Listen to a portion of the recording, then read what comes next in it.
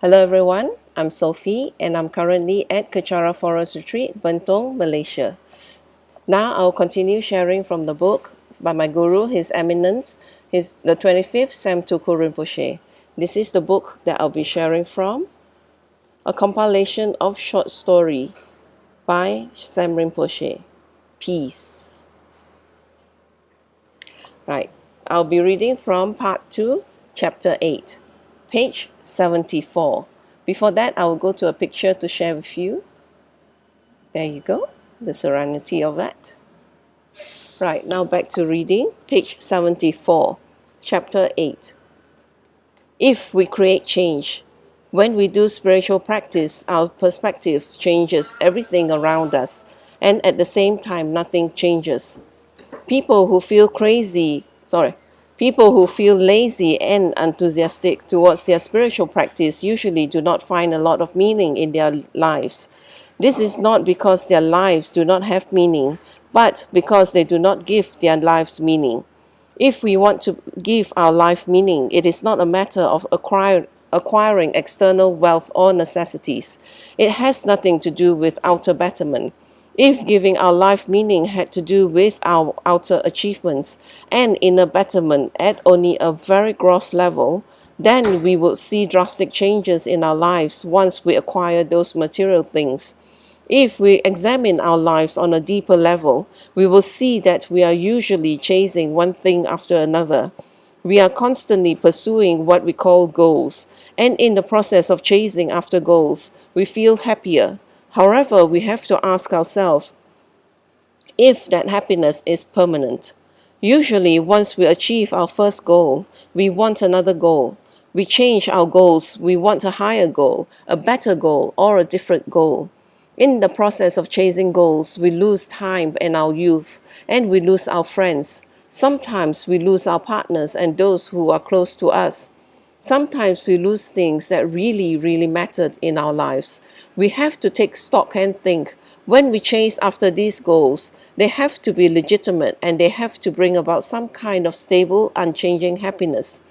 People who are stuck on being happy and stuck on believing that they have everything are comfortable just living within their own creations. The key word here is creation, because it is something these people have created for themselves. It is not real. When something happens to their creation and it disappears or diminishes, their world falls apart. Similarly, on the opposite end of the spectrum, people who do not want to do anything with their lives and consistently fail time after time fail not because of external or internal circumstances. They fail because of their perspective of themselves and of the world around them. Both these perspectives are flawed because they do not bring unchanging happiness to us. Spiritual practice has to do with everything about you changing, and the beauty of it is that nothing changes. Why? As you do more and more spiritual practice, real transformative spiritual practice, you will see your mind become light, very happy and bright. Spiritual practice is basically a change in attitude, even if you have only been in spiritual practice for a few months. You will see that you accept things more. Some people start to see their minds expanding after only a few weeks or few days or weeks. For example, whatever you would not have normally been able to tolerate, you will be able to tolerate now. You may have thought before that there were some things you would never be able to do or want to do. But sometimes, after even 1 week of being in the Dharma, when people request something of you, you will be able to listen.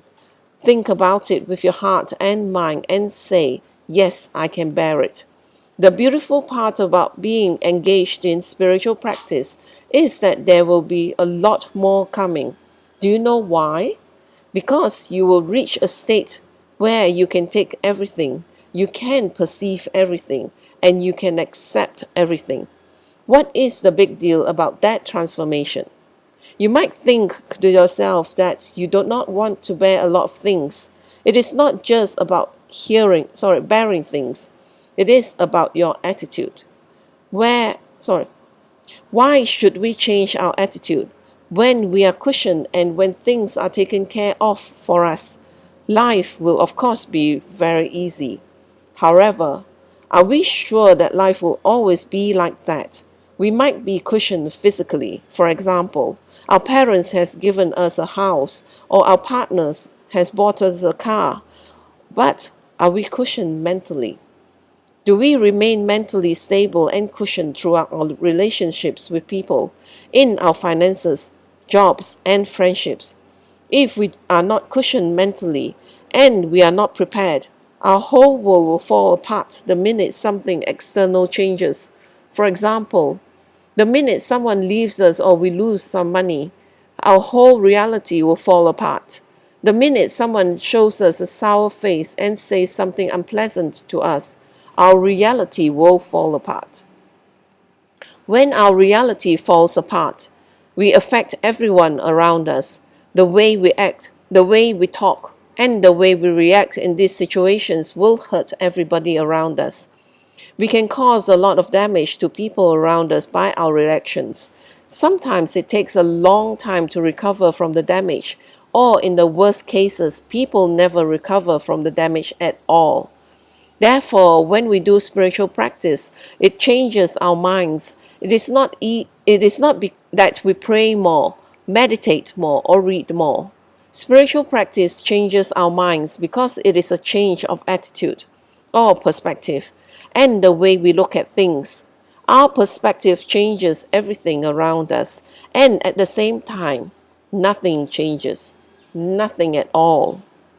When we apply the teachings of Buddha, everything about how we perceive and react to people and how we talk to them, everything about our emotions, delusions, jealousies, successes, motivations, and enthusiasm completely changes.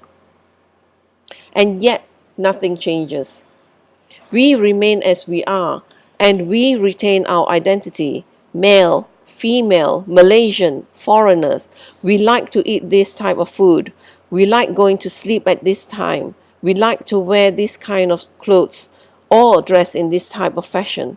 None of the external things changes, but our whole perspective and approach to these things completely change. 20 years ago, we may have dressed to seduce and conquer, and we were great at doing it. We may still dress to impress now, but not for the purposes of conquering or seducing. Perhaps we now dress to impress the people we need to work with or meet to accomplish something. We may have dressed up in the past to attract nice girls in a club. Now we dress up to get a good job in order to support our families. The act of washing, dressing, and grooming remains the same, and nothing about the whole process has changed. What has changed, however, is the motivation behind why we do it and the objective. That, sorry. Therefore, spiritual practice is the transformation of our perspective and how we look at and approach things. The study of the Dharma itself is not Dharma. Praying is not Dharma. Altar and making offerings is not Dharma. Whether you hang around a holy guru or not is not Dharma. Having a great Dharma center is not Dharma. Dharma is the complete turnaround in our attitude and the way we perceive things around us. Everything else is to facilitate that. Excuse me. As I have always stressed, as all traditions of Buddhism stress, Buddhist practice is not about offering incense. It is not about having altars or statues, doing prostrations or making water offerings.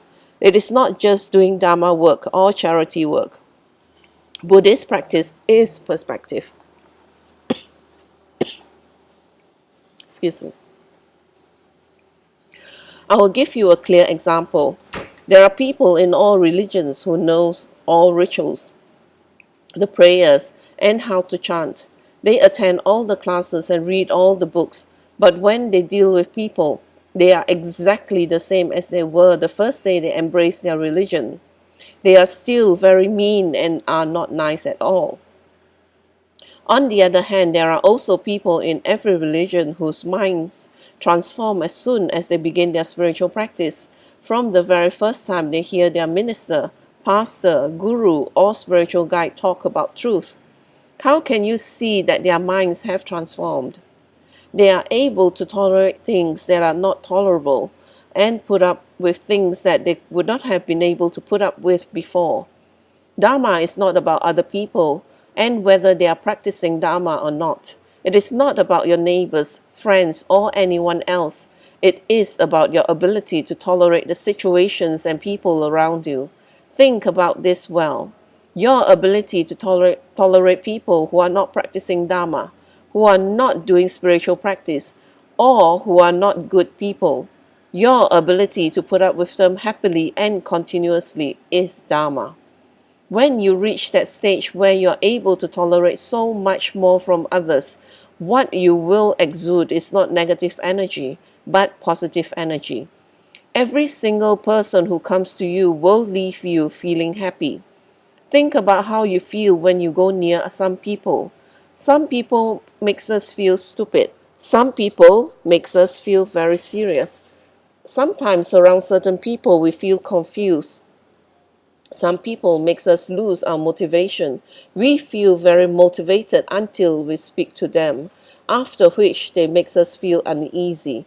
Those kinds of people brings us down with their energy. Certain people makes us feel very angry after being with them for only a very short while. We listen to their perspective, how they speak and their views, and it makes us feel uncomfortable. There are also people who makes us feel happier after we have been with them. It is not a happiness which arises from just joking around and having fun, but a real happiness which arises because they have given us something new to think about or a new way of thinking. How we feel when we leave a person confused, happy, sad, or unhappy is the state of that person's mind and what their motivation is towards us. If we usually feel happy when we leave a person, it is because that person's mind is focused on bringing happiness to others. On our part, wouldn't it be nice if people were happy after having been with us? We can achieve this if we transform our minds, and listen to the Dharma can help us to do that. And listening to the Dharma can help us do that. We should think about the effect we would like to leave on the people who come into contact with us.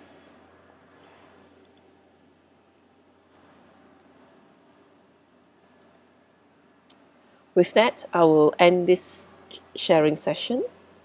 So always try to leave others feeling happy about you. Change your perspective of things and always be in a state of, that you control your state of mind. Then you'll be practicing Dharma. Thank you, and I'll end this session in a completion dedication in Tibetan. Yang kyo sen kyo rinpoche, ma ke pa nam ge ishi, ke pa nam pa me pa yang, go ne go do pe wa shu, do ni jo wa rinpoche, ma ke pa nam ge ishi, ke pa nam pa me pa yang, go ne go do pe wa shu, da su je ne sa pa ge wa di, dan dan tro wa gu na ka pa da, je pa je su no san tra pa yi, tam ping in po rin tu sa se shu, ke wa kun tu yan da la ma da, dra mi cho ki pa na no chong chi, sa dam lang yi yat te ra su ne, do je chang nga pa ngo tu su, ke wa di yu du da, la ma sang ge dre yu ne, dro wa chi ka ma lu pa, de sa la go pa shu, jo ki kyo pu sung ka pa, cho sun nam pa pe wala ke ki sama si wa dang tung ki ma lu sang wa sho da da sung yi du sun dang dre wa song yi la te ne ge wa la san tra pa yi tam pa yu ri va ge yu shi ni mo dele sen dele ni mi gu nyan dele shi ni sin ta tu dele pa kun chu sung yi jing gi lo kun chu sung yi ngo tu so kun chu sung yi tra si sho je so na ma ku se rap ting ching nam ka tri ni cho chu ki pa dang lo sam tem pe dro mi sap sung ni dro e mun sa ta tu ni ge yu shi ga we ra we ko we shin kam de pen nan de ma lu gyo ne che ren sing wan ten sing get so yi sha pe shi de ba do de ge yu shi Tom tom pe ngot ru ma lu pa den de da la sal du so ko dan den pa long chot no ke pa so shik chuk ten sal. Thank you again for sharing your time with me. I'll see you for my next session.